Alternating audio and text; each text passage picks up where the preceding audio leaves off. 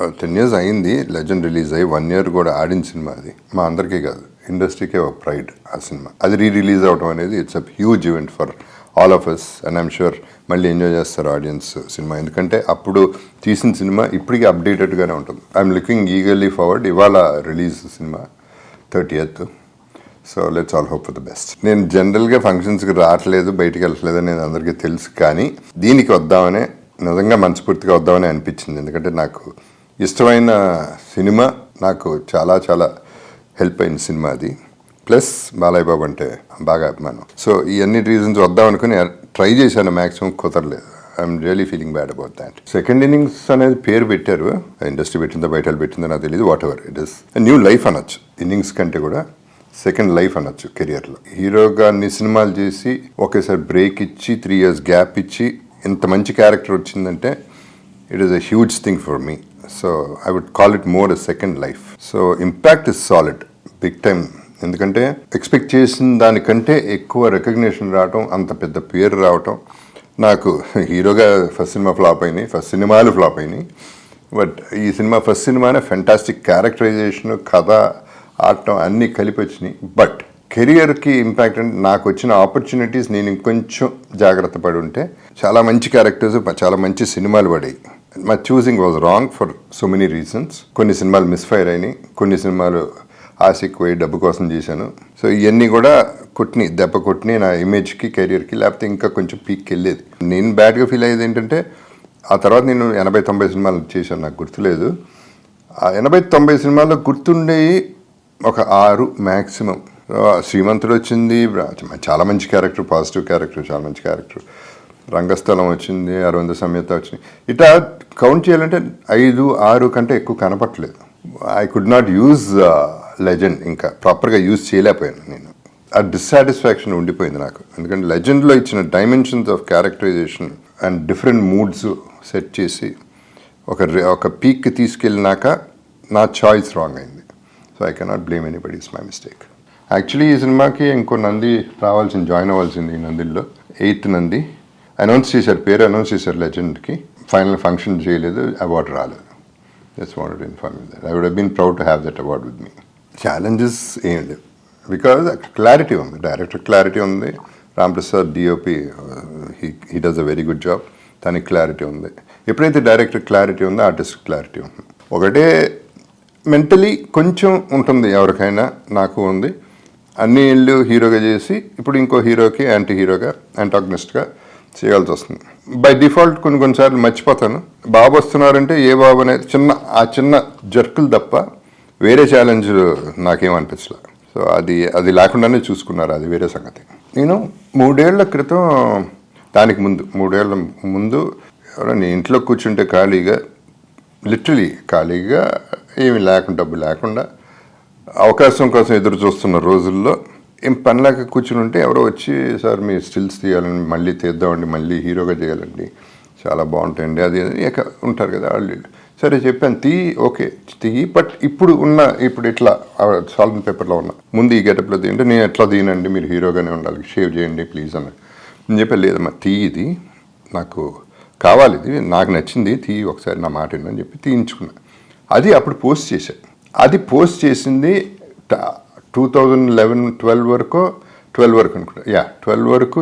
ఎవరికి అంటే నా టైం రాలేదు, ఎవరు చూశారో పట్టించుకోలేదో, వాట్ ఎవర్ రీజన్స్, టైం వచ్చినప్పుడే వస్తుంది ఏదైనా. So I was sitting at home and waiting. 1 fine day ఇట్లా కాల్ వచ్చింది, లెజెండ్లో యాంటీ హీరోగా చేస్తారు. వాళ్ళకి తెలియదు నా frame of mind, A frame of మైండ్లో ఉన్నాను తెలియదు. చేస్తాడా చేయడా అనేది. నేను రండిరా బాబు, ఎవడొకటి సినిమా చేయండిరా బాబు అనే పరిస్థితిలో నేను ఉన్నాను. సో వచ్చారు, అడిగారు అంటే వింటాను, తప్పకుండా వింటాను అన్నాడు. బోయపేట వచ్చాడు, మొత్తం సీను మొత్తం కథ చెప్పాడు, క్యారెక్టరైజేషన్ చెప్పాడు. ఫ్యాంటాస్టిక్గా నచ్చింది నాకు, 100% చేస్తానని చెప్పాను. ఇమ్మీడియట్గా లాక్ అయిపోయింది సినిమా. అండ్ ఓకే, నా టైం ఇప్పుడు వచ్చిందని అప్పుడు ఫిక్స్ అయ్యాను. బాలయ్య బాబుతో ఎప్పుడు కంఫర్టబులే, మేము లాంగ్ వే ట్రావెల్. ఆయన ఇండస్ట్రీలో నాకంటే ముందు వచ్చారు, అఫ్కోర్స్. ఆయన నచ్చుతారు, ఆయనకి నేను కంఫర్టబుల్గా ఉంటాను. So very comfortable artist. And ఎప్పుడు కూడా ఆయన పెద్ద హీరో అని చెప్పి నేను అదే చిన్న జంకటం, అది ఆయన ఇవ్వలేదు ఆ ఛాన్సు, నేను ఫీల్ అవ్వలేదు. ఆయన జెన్యున్గా నా well wisher. First of all అంత అంటాగనిస్ట్కి అంత మంచి రోలు అంత అన్ని డైమెన్షన్స్ ఉన్న రోలు ఇవ్వటం ఒప్పుకోవటం అనేది ఒక హీరో గొప్పతనం అది. ఎందుకంటే సమ్ టైమ్స్ ఆ క్యారెక్టరైజేషన్ కెన్ గెట్ పీక్లోకి వెళ్ళిపోవచ్చు. ఎందుకంటే చాలామంది తిట్టారు అనుకున్నారు జగపతి బాబు విలన్ చేయటం ఏంటి, అసలు ఏంటి అని అప్పటి వరకు కాంట్రవర్సీ నడుస్తూ ఉంది. కానీ ఆయన నమ్మింది ఒక ప్రతినాయకుడు ఉన్నప్పుడు సినిమాలు ఎప్పుడు అంటారు కూడా, ఆయన ఉన్నప్పుడు స్ట్రాంగ్గా ఉంటేనే హీరో నిలబడతాడని, which is very very true. అంటే నేను విలన్గా చేస్తున్నానని కాదు, విలనే కాదు, నేను అన్నీ చేస్తున్నాను. నేను చేసినప్పుడు కూడా అవన్నీ చూసుకున్నాను. నేను నా హీరోయిన్ ఇప్పుడు శుభలగ్నం అనే సినిమాకి కృష్ణారెడ్డి గారు వచ్చి చెప్పారు, బాబు మొత్తం పట్టుకెళ్ళిపోతాను సినిమా ఏంటి పరిస్థితి చెప్పా. 100% అది ఆమెని సినిమా అండి, నా సినిమా కాదు అది. నీ హీరో ఎవరంటే జగపతి బాబు, అంతవరకే మనకి. అంతేగాని క్యారెక్టర్ పెంచుకుంటే సినిమా పోతుంది. That is what Balayya Babu నమ్ముతారు. ఎందుకంటే అన్ని పిల్లర్స్ కావాలి, ఒక పిల్లర్తో నిలవదు బిల్డింగ్, ఒక పిల్లర్తో నిలబడుతుంది కాబట్టి ఇబ్బంది మనకి. సో ఇది ఆయన దగ్గరుండి, ఇది యాంటాగనిస్ట్ ఇలా ఉండాలి బాగుంది అని ఎంకరేజ్ చేసింది ఆయనే. వేరే సినిమాలో ఆయన సినిమాలో నన్ను అడిగితే నేను విన్నాను, తక్కువే ఉంది క్యారెక్టర్, చేస్తానన్నాను. బాలయ్య బాబు ఓకే చేద్దాం, నాకు బాగుంటుంది అని ఓకే అన్న. ఆయన వరకు వెళ్ళిన తర్వాత చాలా గట్టిగా రియాక్ట్ అయ్యారు. ఏంటిది ఇట్లా జగపతి బాబుని క్యారెక్టర్ పెట్టడం ఏంటి, ఆయన ఏంటి అసలు, ఆయన వాల్యూ ఎవరికి తెలియట్లేదు, ఆయన ఎట్టా వాడుకోవాలో కదా తెలియట్లేదు, ఇష్టానికి వాడుకుంటున్నాడు ఎవడు పడితే వాళ్ళు. అండ్ ఆ లెవెల్ ఆఫ్ యాక్టింగ్ కానీ ఆయన స్టేచర్ కానీ ఇంత ఉందని ఒక గట్టిగా క్లాస్ పీకి వద్దు, ఆయన ఉండటానికి వీలేదు, వేరే వాళ్ళని పెట్టండి అని చెప్పేసి ఆయన, అంటే as a well wisher. So ఆ తర్వాత బాలయ్య బాబుతో ఫోన్, ఆయన నా బర్త్డేకి విష్ చేయడానికి ఫోన్ చేస్తే నేను చెప్పాను, ఏంటండి సినిమాలో తీశారు నన్ను అన్న. లే బలవాడు, అదేంటది ఆ సినిమా నువ్వు చేయటం ఏంటి, ఆ క్యారెక్టర్ నువ్వు చేయటం ఏంటి, సినిమా బాగుంటుంది ఓకే, ఆ క్యారెక్టర్ నువ్వు చేయటం సరిపోదండి మీరు అన్న.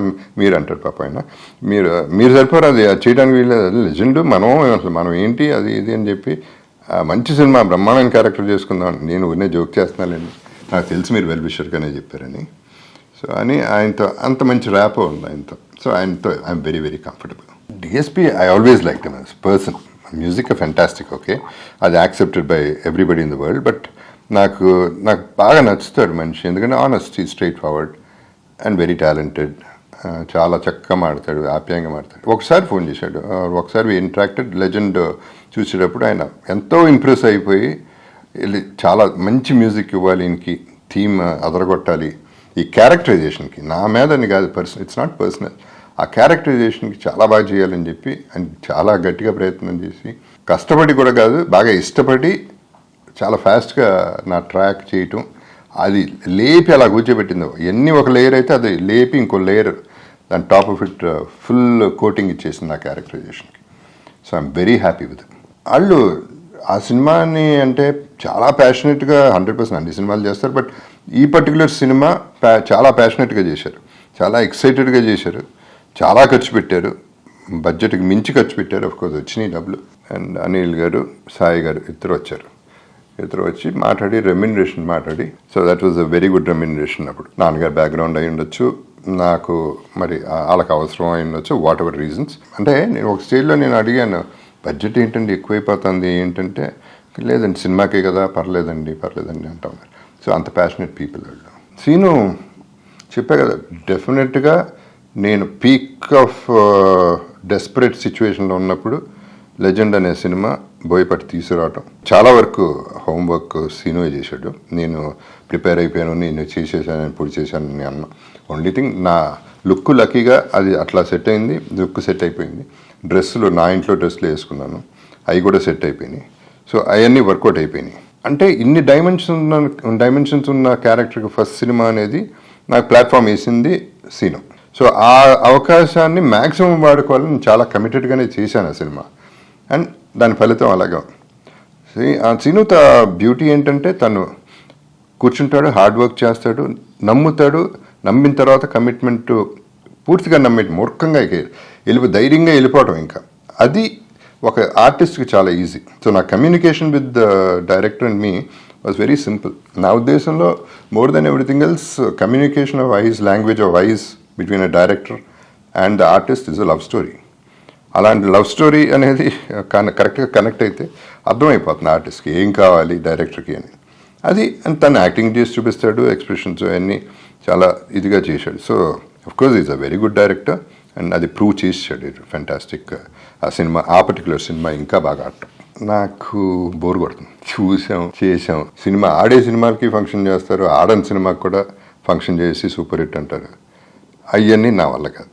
సూపర్ హిట్లు ఆడని. సో ఒక ఫంక్షన్కి వెళ్ళి నేను మాట్లాడకుండా ఇంకో ఫంక్షన్లో మాట్లాడితే జడ్జ్మెంట్ వచ్చేస్తుంది. క్లియర్గా చెప్పాడు అంటే, జగపతి బాబు చెప్పాడంటే ఛాన్సెస్, ఒక చిన్న బయాస్డ్ ఒపీనియన్ వస్తుంది. పైగా నాకు బోర్ కొడుతుంది సరే, నేను చావలేను పొగట్టాలి అన్ని. నా మొహంలో కనపడిపోతుంది ఈ బోర్ కొడుతుంది, ఫంక్షన్ పాడైపోతుంది. ఎందుకు అవసరమా అంతా? సో ఊరినే వెళ్ళి దాన్ని నేను మూడ్ పాడు చేసుకుని, నా టైం నేను పాడు చేసుకుని, అందరికీ నాకు బోర్ కొడుతుందని చూపించి, నా ఫేస్ చూపించి, ఇవన్నీ అవసరం లేదనిపించింది నాకు. ఇన్ఫ్యాక్ట్ నాకు చిన్న సినిమాలు చేయాలని చాలా ఉంది. ఎందుకంటే వాళ్ళు కమిటెడ్గా చేస్తున్నారు, కొత్తగా ఉంటున్నాయి సినిమాలు. నా బ్యాడ్ ఏంటంటే ఐఎమ్ పూర్ రిచ్ మ్యాన్ అంటాను నేను. సినిమాలు పెద్ద పెద్దవి ఉన్నాయి ఓకే, బట్ ఆ సినిమాలు జరగట్లేదు. షూటింగ్లు పోస్ట్పోన్ అవుతూనే ఉంటాయి. ఆ సినిమాలు ఉన్నాయి కదా అని వేరే సినిమాలు రావట్లేదు. అమ్మో జగపతి బాబు పెద్ద సినిమాలు చేస్తున్నాడు, ఇంకోళ్ళు ఇంకా అమ్మో చాలా ఎక్కువ తీసుకుంటున్నాడు, మనం వెళ్ళాం, ఇట్లా కొన్ని వస్తుంది. ఈ పోస్ట్పోన్ అవడం వల్ల నాకున్న సినిమాలు ఊడిపోతున్నాయి. బట్ నేను అటు ఇటు కాకుండా అయిపోయాను. So that is how miss అవుతాను. ఇంతకుముందు కూడా 2-3 సార్లు అన్నారు జగపతి బాబు అయిపోయాడు, జగపతి బాబు లేడు, ఇక అది ఇది అని ఒక స్టేజ్లో నేను అనుకున్నాను. నిజమే, లెజెండ్కి వచ్చే ముందు 2 months ముందు. బట్ మళ్ళీ వచ్చా. సో నేను ఎక్కడికి పోను. What I'm trying to say is, వెళ్ళినట్టు వెళ్తాను, మళ్ళీ వస్తూనే ఉంటాను.